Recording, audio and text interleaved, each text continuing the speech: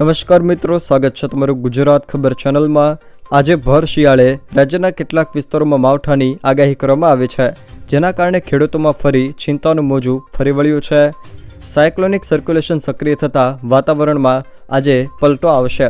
જોકે આગામી 2 થી 3 દિવસ વાદળછાયું વાતાવરણ રહેવાની પણ સંભાવના હવામાન વિભાગ દ્વારા વ્યક્ત કરવામાં આવી છે। તેમજ કડકડતી ઠંડીથી લોકોને રાહત પણ મળી શકે છે। તેમજ દરિયાકાંઠાના વિસ્તારોમાં છૂટોછવાયો વરસાદ પણ પડી શકે છે। મિત્રો, હવામાન વિભાગના વૈજ્ઞાનિક રામાશ્રયે જણાવ્યું હતું કે આગામી 2 દિવસ ગુજરાતમાં બનાસકાંઠા, અરવલ્લી, અમદાવાદ, ગાંધીનગર, વલસાડ, નવસારી, સુરત, દમણ અને દાદરાનગર હવેલી, જ્યારે સૌરાષ્ટ્રના કેટલાક વિસ્તારોમાં પણ હળવો વરસાદ થઈ શકે છે, જેમાં ભાવનગર, અમરેલી, ગીર સોમનાથ અને રાજકોટમાં પણ વરસાદની આગાહી કરવામાં આવી છે।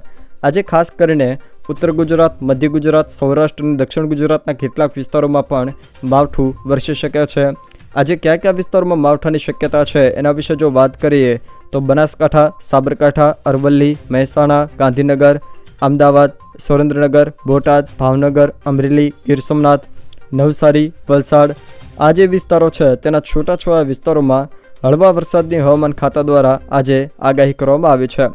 તે સિવાય જો મિત્રો વાત કરવામાં તો જાણીતા હવામાન નિષ્ણાત અંબાલાલ પટેલ દ્વારા પણ તારીખ 8, 9 અને 10 જાન્યુઆરીએ રાજ્યના છૂટાછવાયા વિસ્તારોમાં હળવા માવઠાની આગાહી કરવામાં આવી છે।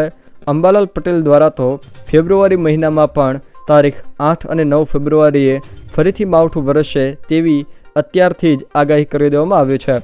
આમ ખેડૂતો માથે માવઠાનો માર ફરી એકવાર મંડરાઈ રહ્યો છે। જો મિત્રો આ વિડીયો તમને પસંદ આવ્યો હોય તો વિડીયોને લાઇક કરો, તમારા મિત્રો સાથે શેર કરો અને જો તમે અમારી ચેનલમાં નવા હો તો ચેનલને સબસ્ક્રાઈબ જરૂર કરજો, જેથી મારા આવનારા તમામ વિડીયોની માહિતી તમારા સુધી પહોંચી શકે।